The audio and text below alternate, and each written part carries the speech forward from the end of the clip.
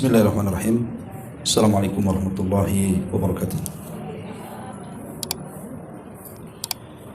Alhamdulillah wassalatu wassalamu ala Rasulillah wa ala alihi wa sahbihi wa mawalah wa la hawla wa la quwwata illa billahi wa ba'du. Kita lanjutkan kajian kita, masih membahas tafsir singkat dari surah Al-Baqarah, dan kita masuk pada ayat ke 161.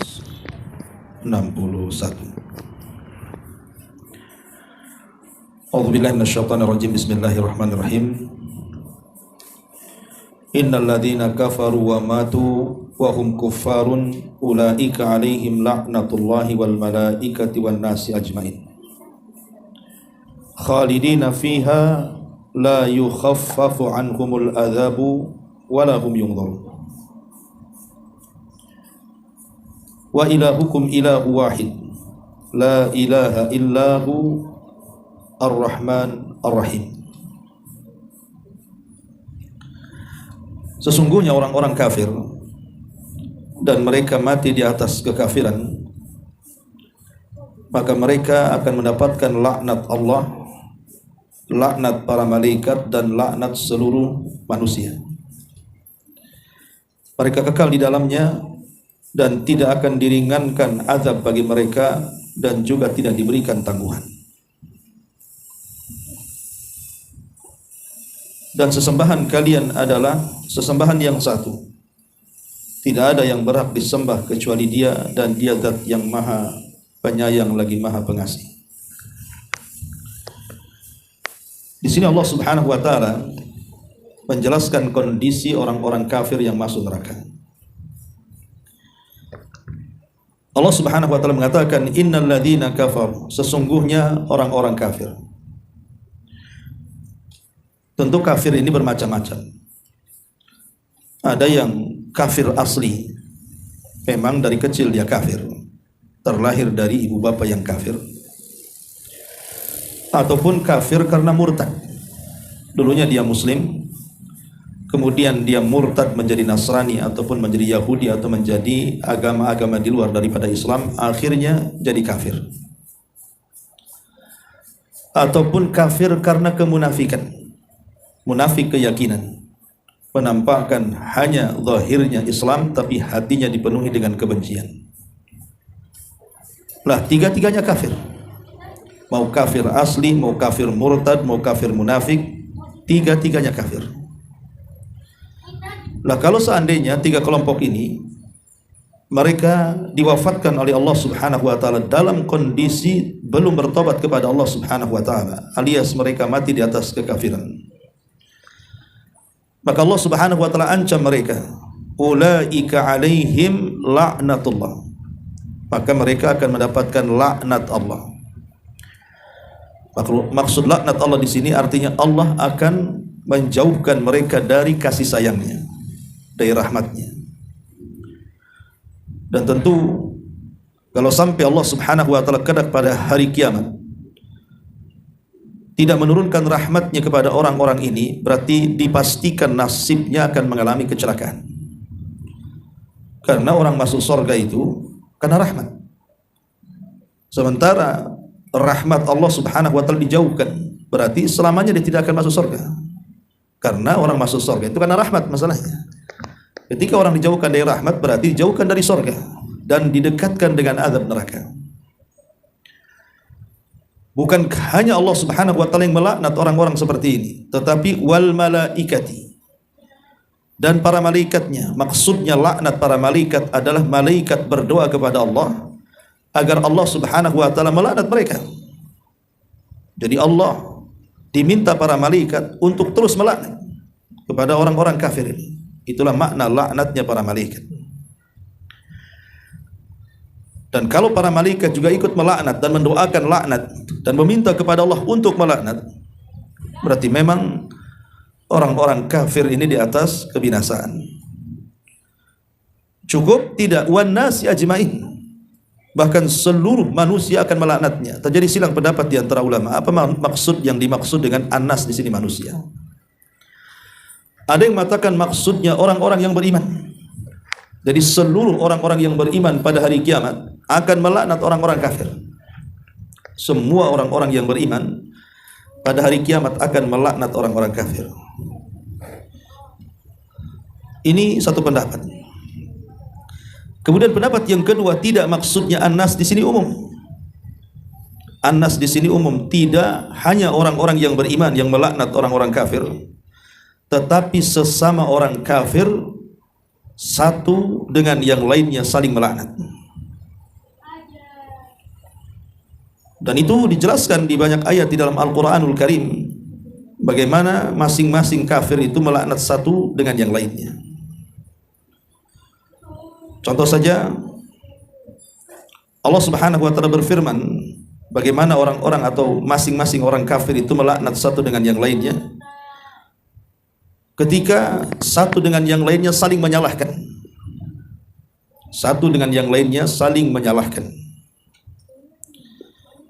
Makanya nanti pada hari kiamat itu terjadi dialog antara orang yang tersesat dan orang yang menyesatkan. Di antaranya perdebatan antara orang-orang yang beribadah kepada selain Allah dengan peribadatannya. Allah Subhanahu wa Ta'ala sebutkan dalam surah Asy-Syu'ara ayat 96 sampai 99. Qalu wa hum fiha yakhtasimun. Mereka berkata sambil bertengkar di dalam neraka, Tallahi in kunna lafi dhalalim mubin. Demi Allah, sesungguhnya kita dahulu di dunia dalam kesesatan yang nyata. Id nusawwikum bi rabbil alamin, karena kita mempersamakan kamu berhala-berhala dengan Tuhan seluruh alam. Wa ma adallana illal mujrimun, dan tidak ada yang menyesatkan kita kecuali orang-orang yang berdosa. Artinya antara orang yang menyembah dan yang disembah itu akan bertengkar di neraka, saling melaknat satu dengan yang lainnya. Termasuk juga dijelaskan dalam surah Ghafir ayat 47-48. Allah mengatakan, wa idyatahajuna finnar fayaqulu dhu'afa lilladzina istakbaru inna kunna lakum taba'an fahal antum mughnuna 'anna nasiban minan nar qala alladzina istakbaru inna kulla fiha inna Allaha qad hakama bainal ibad.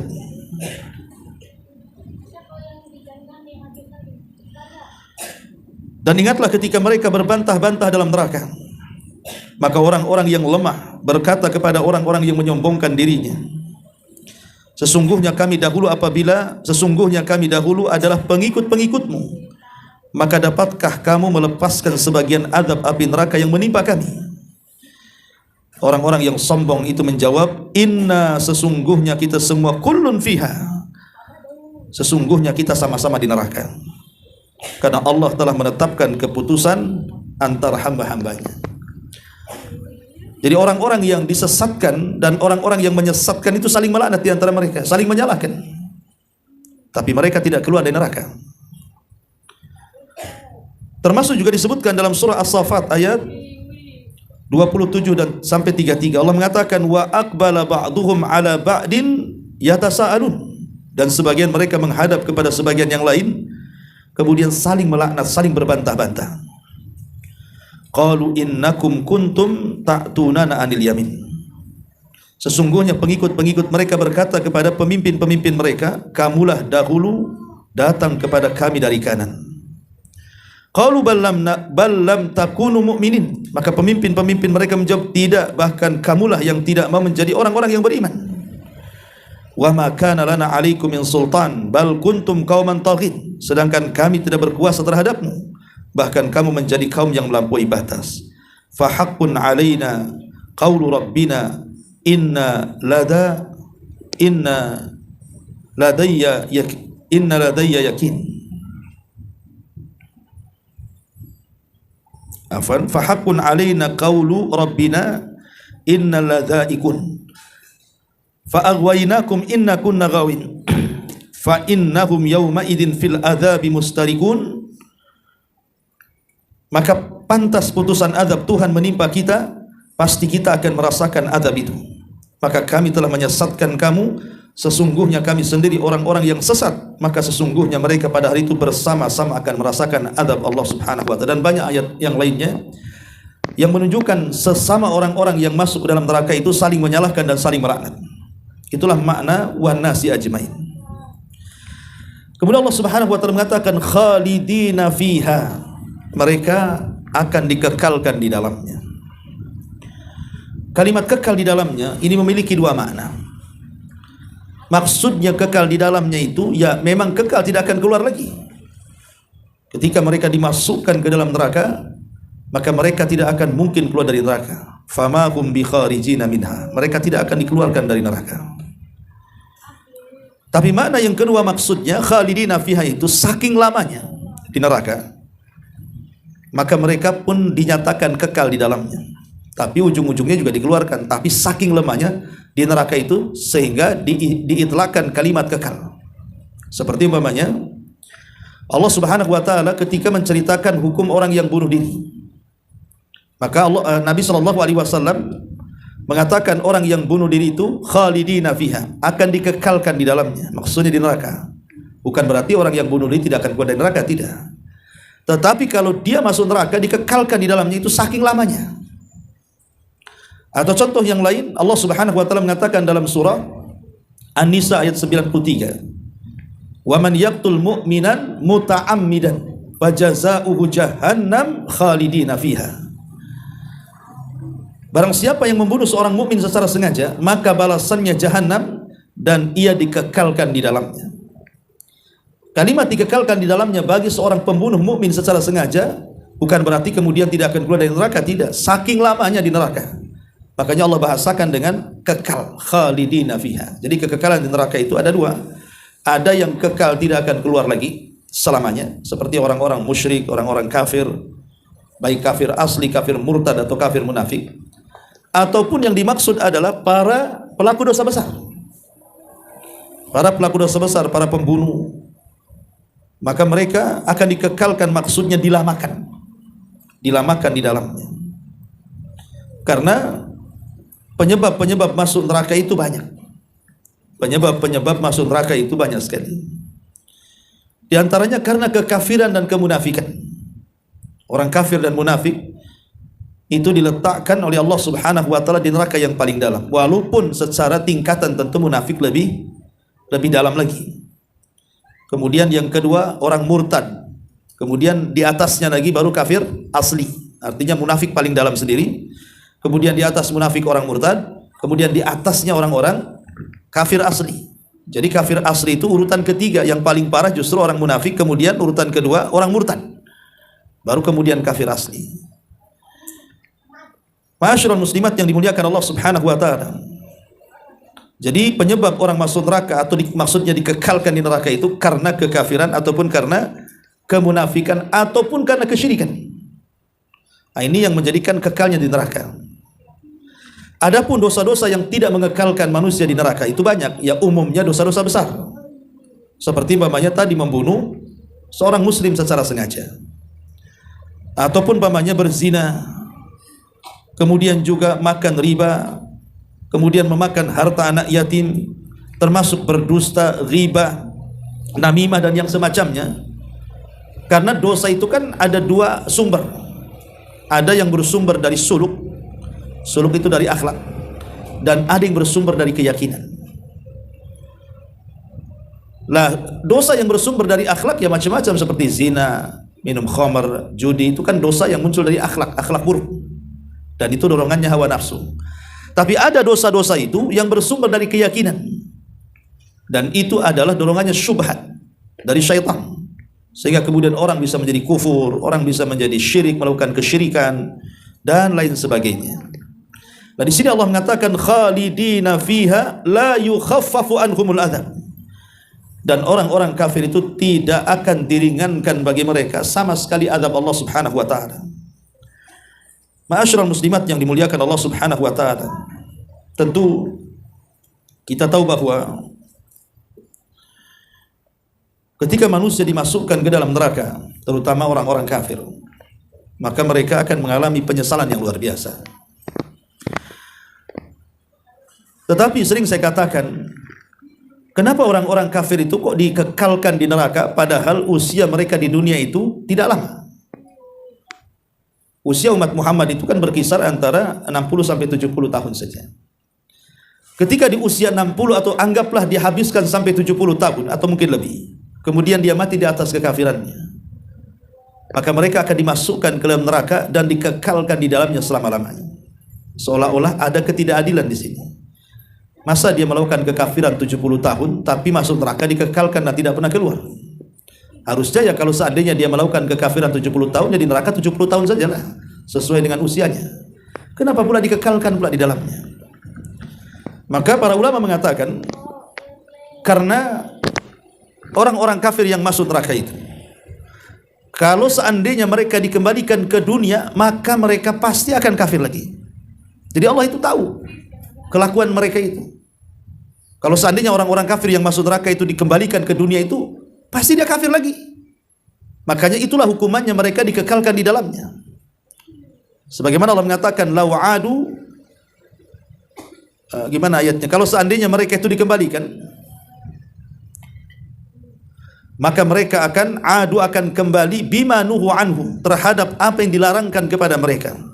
Lau radduhu, kalau seandainya mereka dikembalikan, la adu lima nuhu, kata Allah, maka mereka akan kembali dengan kekafirannya. Ada orang yang mengatakan, loh kalau seandainya Allah Subhanahu wa taala sudah tahu nih, pamannya ada bayi orang kafir, dan Allah kan tahu nanti bayi ini kelak akan jadi kafir dan akan menjadi penduduk neraka. Kenapa Allah tidak mewafatkan di waktu bayi saja, kemudian langsung dimasukkan ke neraka? Kenapa dikasih kehidupan pula di situ? Maka para ulama menjawab, ya, kenapa Allah Subhanahu wa taala tidak mewafatkan dari kecil? Kenapa dibiarkan hidup dengan kekafirannya, supaya mereka masing-masing orang kafir menyaksikan kelakuan mereka, sehingga tidak ada hujah di hadapan Allah bahwa Allah memasukkan mereka ke dalam neraka. Itu karena kehendak kalian. Ya. Ma'asyiral muslimat yang dimuliakan Allah Subhanahu wa taala. Dan kalimat la yukhaffafu anhumul adzab, mereka tidak akan diringankan dari azab. Mereka akan mengalami penyesalan yang luar biasa.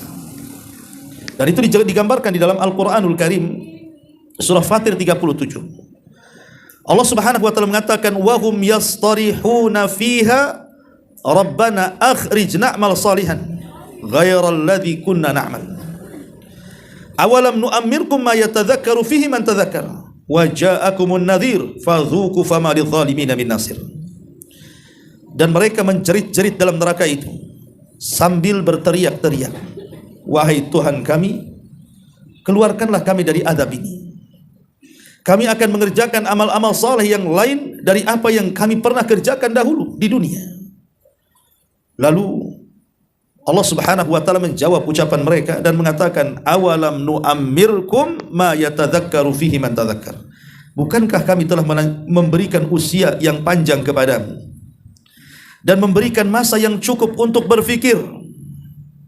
Maksudnya, kemanakan saja umurmu dan kemanakan saja cara berfikirmu itu? Maka Allah mengatakan, fadhuku fama lidh-dhalimina min nasir. Maka rasakanlah azabku, maka bagi orang-orang zalim itu sama sekali tidak ada penolong bagi mereka.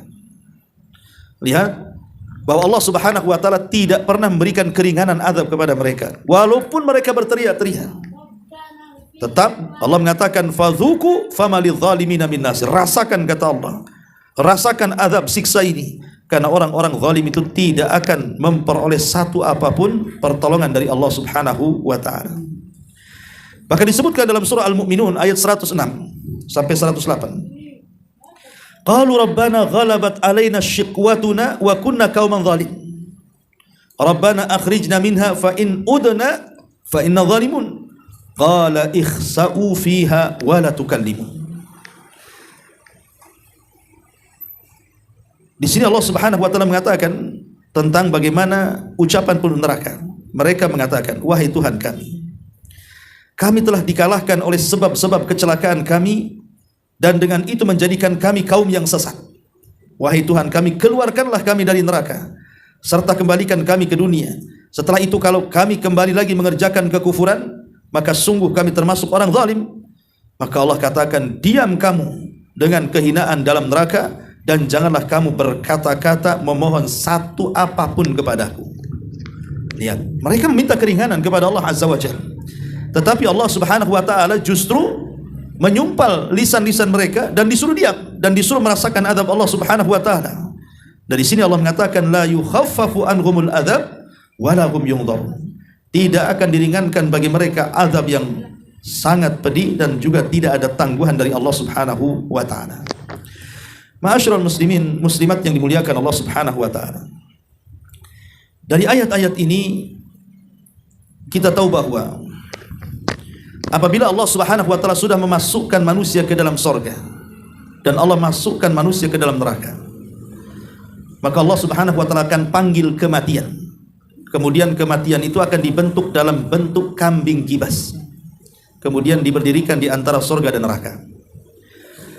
Kemudian disaksikan oleh dua penduduk itu. Maka disembelilah kambing jelmaan dari kematian itu. Maka tidak ada lagi kematian karena kematian sudah disembelih. Maka Allah Subhanahu wa taala akan mengirim penyeru untuk menyeru kepada penduduk surga dan mengatakan, ya ahlal jannah khuludun la mauta lakum. Wahai penduduk surga, kekalah kalian, tidak ada lagi kematian bagi kalian. Maka penduduk surga pun merasa bahagia dengan informasi tersebut karena mereka akan merasakan kenikmatan yang tidak akan berhenti. Kemudian diutus lagi penyeru untuk menyeru kepada penduduk neraka dan mengatakan, ya ahlan nar khuludun la mauta lakum. Wahai penduduk neraka, kekalah kalian dan tidak ada kematian bagi kalian. Ketika kemudian penduduk neraka mendengarkan seperti itu, maka mereka pun menangis dan menyesal karena mereka akan terus disiksa oleh Allah Subhanahu wa taala dan tidak akan pernah keluar dari situ. Ma'asyiral muslimin muslimat yang dimuliakan Allah Subhanahu wa taala. Dan itu digambarkan di dalam Al-Qur'an surah An-Nisa kan. Kullama nadijat juluduhum baddalnahum juludan ghairaha liyadhuqul adzab. Allah Subhanahu wa taala mengatakan dalam surah An-Nisa, setiap kali kami kelupaskan kulit mereka, maka kami ganti lagi kulit mereka dengan kulit yang baru. Kemudian kami kelupaskan kembali, kemudian kami ganti lagi dengan yang baru. Terus seperti itu. Untuk apa? Liyadzuqul adzab, agar mereka merasakan azab Allah Subhanahu wa taala. Jadi azab neraka itu seperti itu, akan terus-terusan.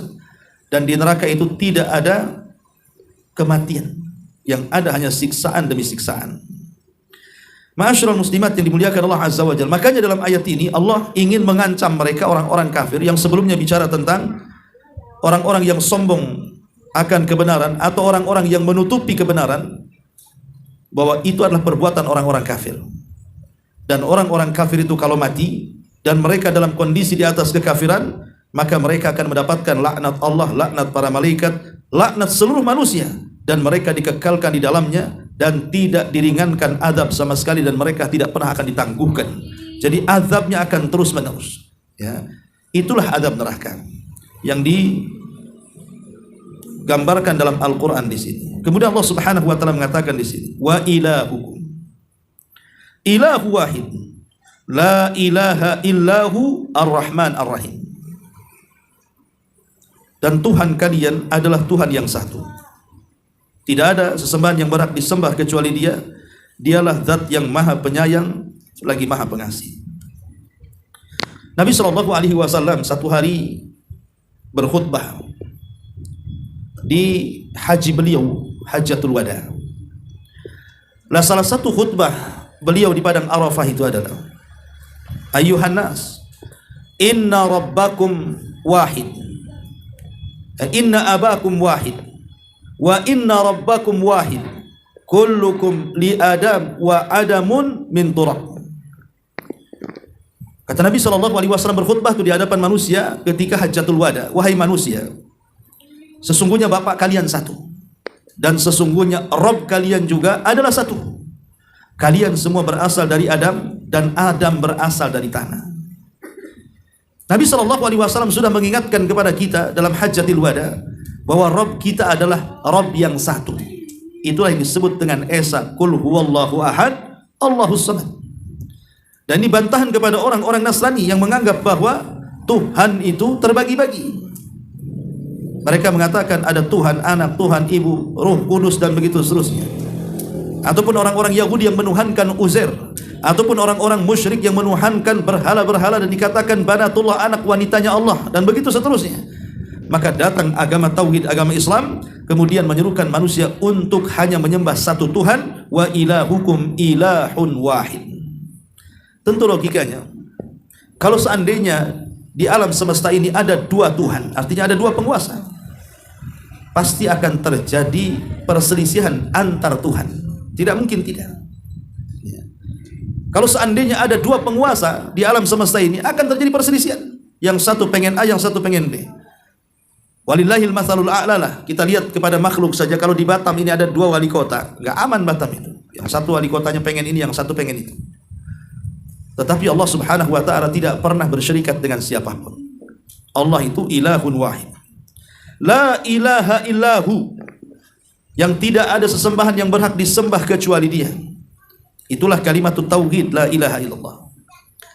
Dan kalimat la ilaha illallah ini terdiri daripada dua kata. Satu penetapan dan satu peniadaan. Dan tauhid tidak mungkin tegak kecuali ada yang dibuang dan ada yang ditetapkan.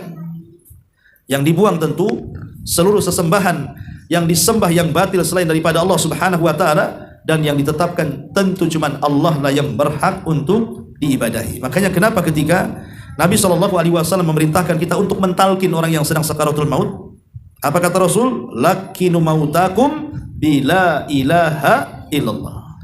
Ejahkan orang yang sedang sakaratul maut di antara kalian dengan kalimat la ilaha illallah. Itulah kalimat tauhid. Jangan kita ini mentalkin dengan hanya menyebut kalimat Allah. Sebagaimana prasangka orang-orang awam, kalau la ilaha illallah itu kepanjangan Ustaz, nanti susah dia ikut kita, makanya kita pendekkan aja menjadi Allah katanya. Nah ini kalimat Allah ini bukan tauhid. Karena tauhid itu harus ada yang dibuang. Allah itu artinya kan Tuhan. Dan semua agama punya Tuhan. Tuhan yang mana yang benar? Makanya kemudian tauhid ini harus ada yang dibuang dan ditetapkan. Dibuang dulu seluruh sesembahan yang batil, baru kemudian ditetapkan hanya Allah Subhanahu wa ta'ala yang hak. Itulah la ilaha illahu ar-Rahmanur Rahim. Ma'asyiral muslimat yang dimuliakan Allah Azza wa Jalla, kalimat la ilaha illallah adalah kalimat yang karenanya diutus semua para nabi dan rasul. Kalimat yang karenanya diturunkan kitab-kitab langit. Kalimat yang karenanya disyariatkan jihad. Kalimat yang karenanya orang menjadi haram darahnya ditumpahkan, hartanya dibunuh, dan kehormatannya disingkap. Karena orang yang sudah mengucapkan kalimat la ilaha illallah artinya sudah memasukkan dirinya ke dalam Islam. Makanya Nabi SAW pernah marah kepada seorang sahabat namanya Usamah ibn Zaid. Ketika dalam peperangan, Usamah ibn Zaid ini dia mengejar orang kafir. Rupanya masuk ke jalan buntu, tidak bisa keluar orang kafir. Kemudian dihunuslah pedang Usamah ini. Tiba-tiba ketika hendak dibunuh, dia mengucapkan kalimat la ilaha illallah. Maka Usamah tetap membunuhnya. Padahal dia sudah mengucapkan kalimat la ilaha illallah. Sampailah perkara ini kepada Nabi SAW. Kemudian Nabi SAW marah kepada Usamah. Ya Usamah, aku dengar engkau membunuh orang yang mengucapkan kalimat la ilaha illallah. Kata Usamah, iya betul wahai Rasul, karena aku yakin dia mengucapkan kalimat itu bukan karena ingin masuk Islam, tapi karena takut dengan pedangku katanya. Ini kan dalam jihad, bisa saja dia berpura-pura. Maka tetap kubunuh. Maka Nabi SAW marah dan mengatakan, afala syaqaqta an qalbah ya Usamah. Sudah kau bongkar hatinya, sehingga kau mengetahui hatinya itu apakah ikhlas karena Allah itu karena ingin atau karena takut dengan pedang. Maka Usamah terdiam. Kemudian Rasul mengatakan, ya Usamah, kaifa yasna bila ilaha illallah yaumal qiyamah. Wahai Usamah, bagaimana dengan la ilaha illallah nanti pada hari kiamat kalau dia datang kepada Allah mengadu, orang yang mengucapkannya kau bunuh katanya. Akhirnya Usamah pun terdiam dan terus terdiam dan mengatakan, laitani aslamtu yauma idzin. Duhai kiranya aku baru masuk Islam katanya. Karena orang yang baru masuk Islam enggak pernah dimarahin Nabi. Dan dia sudah lama masuk Islam, bahkan dia terlahir dari ibu bapak yang muslim karena dia putra daripada Zaid ibn Harithah, anak angkat Nabi SAW. Tapi lihat bagaimana Rasul SAW membela orang yang mengucapkan kalimat la ilaha illallah, padahal dalam konteks peperangan itu yang Rasul mengatakan al-harbu kaidun, peperangan itu tipu daya, bisa saja dia menipu. Tetapi karena diucapkannya kalimat mulia, Nabi SAW tetap membelanya. Ma'asyiral muslimat yang dimuliakan Allah Subhanahu wa ta'ala. Bahkan kalau kita lihat tentang hadis bitoqah. Hadis bitoqah itu hadis kartu sakti. Ketika nanti pada hari kiamat Allah Subhanahu wa taala akan mendatangkan ke hadapannya seorang laki-laki yang di tangannya membawa 99 catatan amal dosanya. Kemudian kata Allah, bentangkan satu catatanmu, katanya. Dibentangkan satu catatan, rupanya sejauh mata memandang catatannya itu. Semua kesalahan dia 1, 2, 3, 4 begitu kan. Itu baru satu catatan tuh. Akhirnya Allah mengatakan, baca catatanmu. Akhirnya dibaca sama dia. Kemudian setelah dibaca, apakah ada yang keliru dengan catatanku? Tidak ya Rabb. Apakah ada yang keliru dari catatan para malaikat-malaikatku? Tidak ya Rabb. Kemudian kata Allah, kalau tidak, adakah kebaikan yang kau miliki yang bisa menandingi catatan ini? Dia mengatakan, tidak ya Rabb. Sekalipun aku punya kebaikan, apalah arti kebaikan dengan catatan ini, katanya. Ini baru satu catatan, dia sudah ngedown duluan tuh. Belum yang 98-nya dibuka tuh. Akhirnya dia pun sudah lunglai, pasti masuk neraka. Dia pun kemudian menjauh dan hampir mengarah ke neraka. Tiba-tiba Allah panggil dan mengatakan, tidak wahai fulan, engkau memiliki amalan yang bisa menandingi catatan-catatan itu. Tapi dia tidak percaya juga. Akhirnya kemudian didatangkan di hadapannya timbangan yang memiliki 2 neraca. Diletakkan di satu neraca 99 catatan amalnya yang dia bawa. Kemudian Allah keluarkan kartu saktinya, bertuliskan la ilaha illallah. Kemudian diletakkan di satu neraca. Apa yang terjadi? Tasat bihinna la ilaha illallah. Tiba-tiba kalimat itu melesat ke langit tanda berat, dan yang 99 catatan itu ke bawah tanda ringan. Artinya ketika orang ini meninggal, dalam hatinya masih meyakini la ilaha illallah dan tidak menyekutukan Allah. Selamat dia dengan itu. Ya, makanya disebut kartu sakti la ilaha illallah itu. Ya tentu kalimat la ilaha illallah ini tidak hanya sekedar diucap saja. Bisa bermanfaat bagi para pengucapnya, tapi lebih daripada itu kan ada konsekuensi hukumnya. Karena la ilaha illallah itu sama dengan salat, ada syaratnya, ada rukunnya. Maka siapa yang memenuhi syarat-syaratnya dan rukun-rukunnya serta kewajiban-kewajibannya, barulah kalimat tauhid itu bermanfaat dalam kehidupannya. La ilaha illahu ar-Rahman ar-Rahim. Dialah zat yang maha penyayang lagi maha pengasih.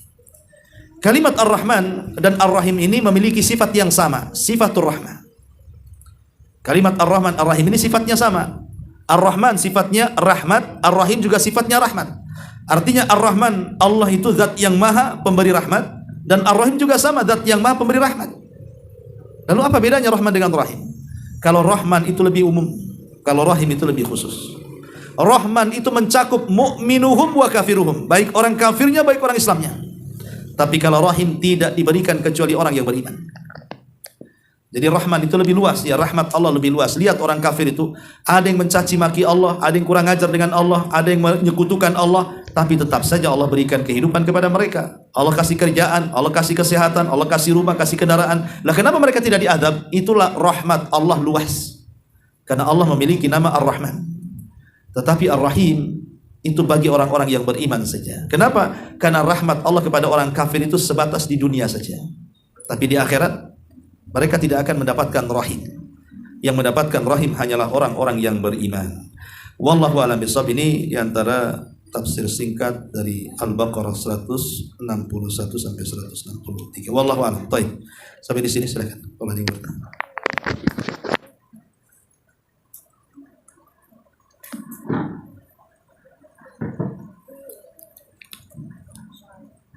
Bismillah, Assalamualaikum warahmatullahi wabarakatuh. Waalaikumsalam. Ustaz, tadi dikatakan mengapa orang-orang kafir kekal padahal umurnya 70 tahun atau masih bayi. Bukankah bayi itu fitrahnya mereka itu Islam, Ustaz? Ya, alhamdulillah. Maksudnya yang saya katakan adalah kenapa orang-orang kafir itu dikekalkan di neraka padahal dosa mereka itu tidak lama di dunia. Berarti kan kesannya Allah tidak adil di sini. Kalau adil itu kan sesuai dengan usia dia berbuat dosa. Harusnya kalau dia berbuat dosa 60 tahun jadi neraka 60 tahun saja lah.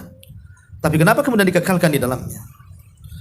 Makanya kemudian Allah menjelaskan, karena orang-orang kafir itu kalau mereka masuk neraka kemudian Allah buat lagi dunia ini kemudian dikembalikan ke dunia, pasti dia kafir lagi. Lah itulah, dan tentu dengan pengetahuan Allah pasti mereka kafir lagi. Makanya Allah dengan tabiat mereka yang suka mengulang-ulang kekafiran itu Allah kekalkan di neraka. Ya. Kemudian timbul pertanyaan, timbul syubhat. Loh, kalau memang Allah sudah tahu bahwa orang kafir itu akan masuk neraka, akan dikekalkan di neraka, kenapa diberikan kesempatan hidup di dunia? Kenapa enggak waktu bayi dimatikan saja? Karena pengetahuan Allah bahwa dia nanti kalau sudah besar jadi kafir. Ya, langsung aja lah dimasukkan ke dalam neraka, dimatikan, masukkan ke neraka. Kenapa lo kasih kehidupan bagi mereka? Maka dijawab bahwa mereka diberikan kehidupan sampai bertahun-tahun sampai mengalami kematiannya supaya tidak ada hujah alasan di hadapan Allah kenapa aku dimasukkan ke neraka. Amalan apa yang aku kerjakan emangnya sehingga aku masuk neraka ini? Makanya Allah dibuat dia hidup supaya dia menyaksikan dirinya siapa dia. Supaya kekafirannya itu bukan karena mengikuti tulisan Allah bahwa dia kafir, tidak, tapi kekafirannya karena kehendak dia. Dan Allah sudah memilihkan ini jalan yang baik, ini jalan yang buruk. Kau pula mau ingin yang jalan buruk, inilah akibatnya gitu maksudnya. Jadi supaya tidak ada hujah di hadapan Allah bahwa mereka masuk neraka begitu saja, tidak, karena perbuatan buruk mereka sesuai dengan kehendak mereka. Itulah makanya tidak diwafatkan tapi diberikan kehidupan sama dengan orang-orang yang beriman. Itu maksudnya. Wallahu a'lam.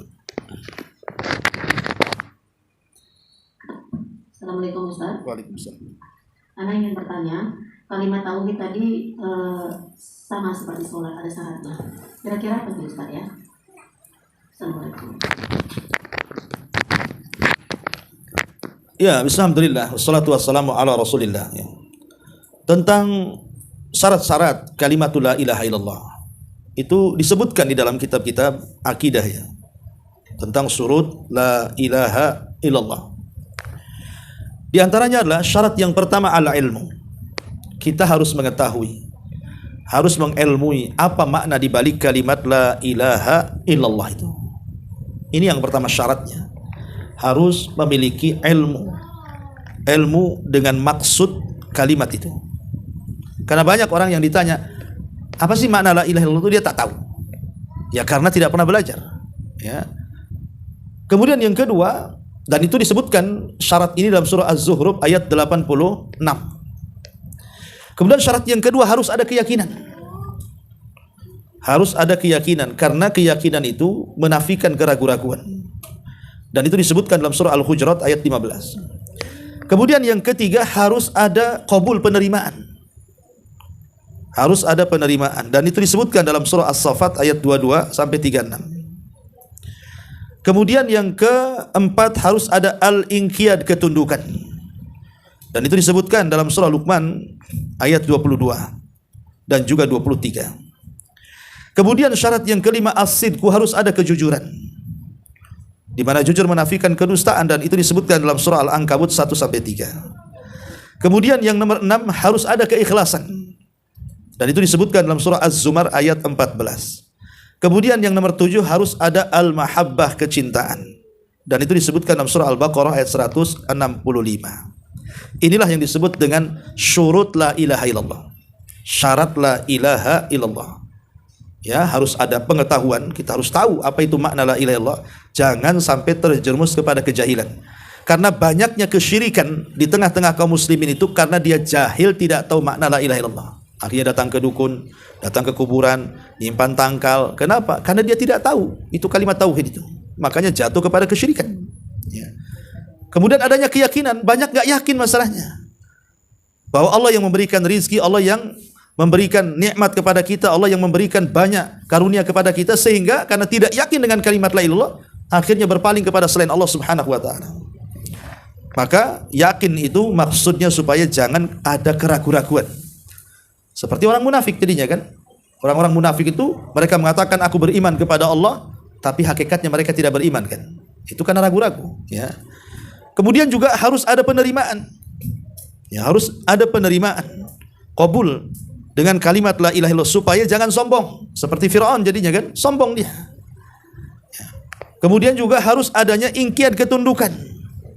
Harus tunduk dengan kalimat la ilaha illallah. Sebab kalau tidak tunduk dia akan meninggalkan. Ya. Kemudian juga harus adanya kejujuran, sebab kalau tidak jujur pasti terjerumus kepada kedustaan.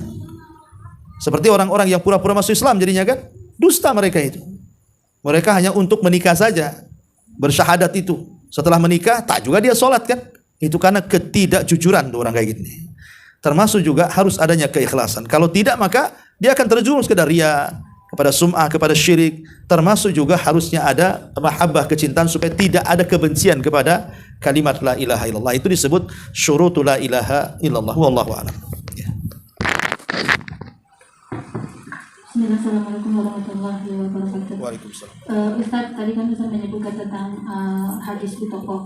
Nah, bagaimana dengan sikap orang yang hanya mengandalkan dengan adanya hadis di toko, dia meninggalkan kewajiban-kewajiban yang lain karena dia menanamkan di dalam hati bahwa selagi saya masih mentauhidkan Allah dengan ucapan la ilaha illallah itu dengan sungguh-sungguh, maka dia pasti pada akhirnya nanti akan masuk surga. Ada sebagian orang yang berpendapat demikian, Ustadz.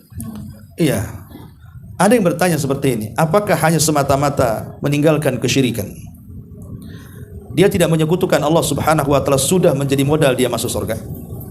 Pertanyaannya, apakah hanya semata-mata dia tidak melakukan kesyirikan, betul-betul mentauhidkan Allah? Dia tidak melakukan kesyirikan. Hanya semata-mata ini orang bisa direct masuk surga? Ulama mengatakan tidak. Karena masuk surga itu kan ada awalian, ada masuk surga yang awal-awal direct, ada masuk surga belakangan masuk neraka dulu. Dan tauhid juga ada yang namanya yang menjadikan sah sebuah tauhid, ada yang menyempurnakannya. Artinya kalau hanya menjauhi kesyirikan tapi dia tidak meninggalkan zina, tidak meninggalkan khamr, tidak meninggalkan judi online atau apa, tidak meninggalkan zalim dan begitu seterusnya, ya tidak bisa kemudian dia langsung masuk surga. Harus diproses dulu dosa-dosanya kan. Berarti orang yang hanya meninggalkan kesyirikan belum menjamin masuk ke dalam surga secara awalian, di awal-awal. Karena penyempurna tauhidnya itu masih tidak sempurna, masih ditinggalkan, yaitu meninggalkan dosa-dosa besar. Lah orang yang kemudian hanya menyandarkan kepada kalimat la ilaha illallah dengan ucapan, sehingga banyak mengucapkan kalimat la ilaha illallah baik setelah sholat atau di waktu-waktu acara-acara tertentu gitu ya. Apakah cukup kemudian menjadikan kalimat itu bermanfaat? Ya, memang bermanfaat kalimat itu. Tetapi maksudnya bermanfaat di sini boleh jadi mungkin dia bermanfaat untuk tidak dikekalkan di neraka. Tapi kalau bermanfaat dia tidak masuk neraka, ya tidak bisa. Ya, karena dia tidak mengerjakan syarat-syaratnya tadi. Kalau dia mengerjakan syarat-syaratnya tadi, barulah bermanfaat kalimat itu yang di lisan dia. Kalau enggak mengamalkan 7 syarat ini, ya percuma saja mengucapkan kalimat la ilaha illallah. Dan itu kebanyakan masyarakat awam seperti itu. Mereka terdoktrin dengan hadis bitoko, sehingga walaupun tidak mengamalkan apapun, yang penting mengucapkan kalimat la ilaha illallah sudah cukup. Tidak cukup. Bahkan kalimat itu bisa terbatalkan dengan pembatal-pembatalnya. Karena la ilaha illallah juga ada pembatal-pembatalnya. Dan pembatalnya banyak yang disebut dengan nawaqidul Islam. Pembatal-pembatal keislaman. Itu ada 10 disebutkan dalam kitab Syekh Muhammad bin Abdul Wahab. Tapi juga ada yang mengatakan lebih daripada 10. Wallahu a'lam.